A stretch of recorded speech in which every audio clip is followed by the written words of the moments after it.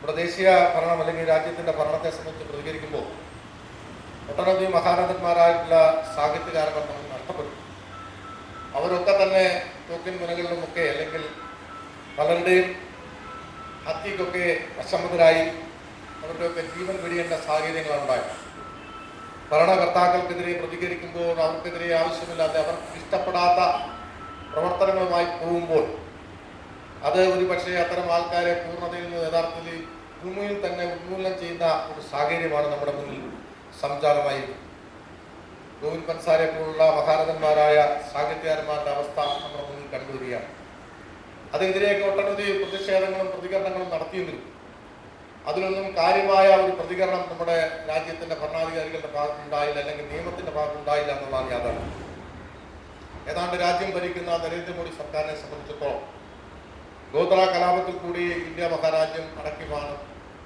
ഒരുപക്ഷെ അതുമായി ബന്ധപ്പെട്ട വിവിധങ്ങളായ വ്യത്യസ്തങ്ങളായ അഭിപ്രായങ്ങളിൽ സമൂഹത്തിൽ നിലനിൽക്കുകയും സിനിമ പോലത്തെ മാധ്യമങ്ങളെ വരെ സെൻസർ ചെയ്യുന്ന അവസ്ഥയിലേക്ക് നീങ്ങിക്കൊണ്ടിരിക്കുകയാണ്. എന്നാൽ അതിന് സമാനമായ ഒരു ഭരണമാണ് ഇന്നൊരു പക്ഷേ കേരളത്തിൽ നടപാടെന്ന് വിശ്വസിക്കുന്ന ഒരാളാണ്. കമ്മ്യൂണിസ്റ്റ് പ്രസ്ഥാനങ്ങൾ ഒരിക്കലും ഒരു വ്യക്തിയിൽ കേന്ദ്രീകരിച്ച രാഷ്ട്രീയ പ്രസ്ഥാനമാണ് ഞാൻ വിശ്വസിക്കുന്നില്ല. കമ്മ്യൂണിസ്റ്റ് പ്രസ്ഥാനങ്ങൾ ഒട്ടനവധി മഹാരാജന്മാരായ രാഷ്ട്രീയ നേതാക്കൾ ഉണ്ടായിരുന്നു. ആരെയും പേരെടുത്താരും പ്രശംസിച്ചായി കണ്ടിട്ടില്ല.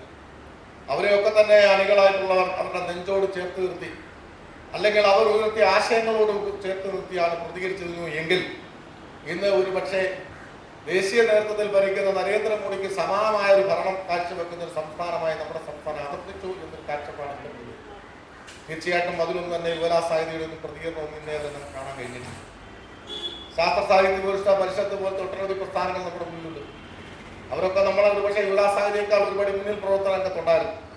ഇന്ന് മാലിന്യ നിർമ്മാർജ്ജനടക്കമുള്ള വിഷയങ്ങൾ വളരെ ഗൗരവപൂർവ്വ ചർച്ച നടക്കി അതിന് ഏറ്റവും സ്ഥായിയായ പല മിഷണറികളടക്കം അതിൻ്റെ സംസ്കരണ രീതികളടക്കം പഠനത്തിൻ്റെ ഫലമായി അവർ എത്തിക്കുകയും ഇന്ന് നഗരസഭകളും തദ്ദേശ സ്ഥാപനവും ഒക്കെ തന്നെ അവരുമായി ടൈപ്പ് ചെയ്തുകൊണ്ടാണ് IRTC പോലത്തെ ഏജൻസികൾ, ശാസ്ത്ര പരിഷത്തിൻ്റെ ഏജൻസിയാണ്, അവരുമായി ടൈപ്പ് ചെയ്തുകൊണ്ടാണ് ഇത്തരം പ്രവർത്തനങ്ങൾ